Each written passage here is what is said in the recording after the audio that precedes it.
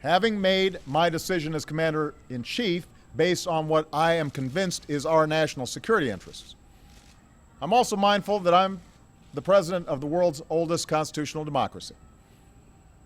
I've long believed that our power is rooted not just in our military might, but in our example as a government of the people, by the people, and for the people.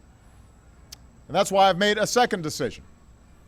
I will seek authorization for the use of force from the American people's representatives in Congress. Over the last several days, we've heard from members of Congress who want their voices to be heard. I absolutely agree.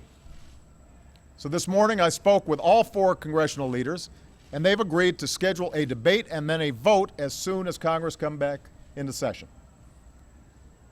In the coming days, my administration stands ready to provide every member with the information they need to understand what happened in Syria and why it has such profound implications for America's national security.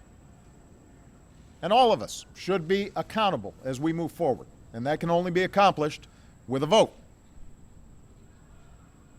I'm confident in the case our government has made without waiting for UN inspectors. I'm comfortable going forward without the approval of a United Nations Security Council that so far has been completely paralyzed and unwilling to hold Assad accountable. As a consequence, many people have advised against taking this decision to Congress.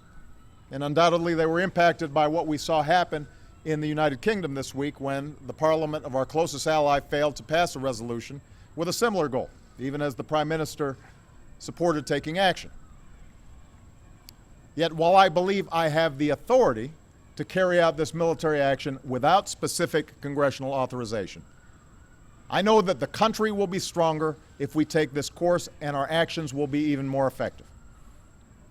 We should have this debate because the issues are too big for business as usual.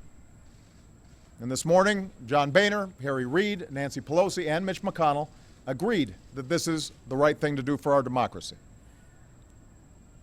A country faces few decisions as grave as using military force, even when that force is limited. I respect the views of those who call for caution, particularly as our country emerges from a time of war that I was elected in part to end. But if we really do want to turn away from taking appropriate action in the face of such an unspeakable outrage, then we must acknowledge the costs of doing nothing. Here's my question for every member of Congress and every member of the global community.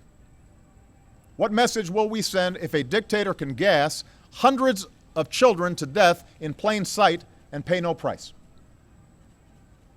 What's the purpose of the international system that we've built if a prohibition on the use of chemical weapons that has been agreed to by the governments of 98% of the world's people and approved overwhelmingly by the Congress of the United States is not enforced? Make no mistake, this has implications beyond chemical warfare. If we won't enforce accountability in the face of this heinous act, what does it say about our resolve to stand up to others who flout fundamental international rules? To governments who would choose to build nuclear arms? To terrorists who would spread biological weapons? To armies who carry out genocide?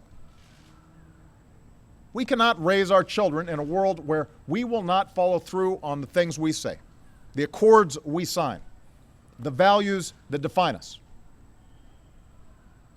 So just as I will take this case to Congress, I will also deliver this message to the world.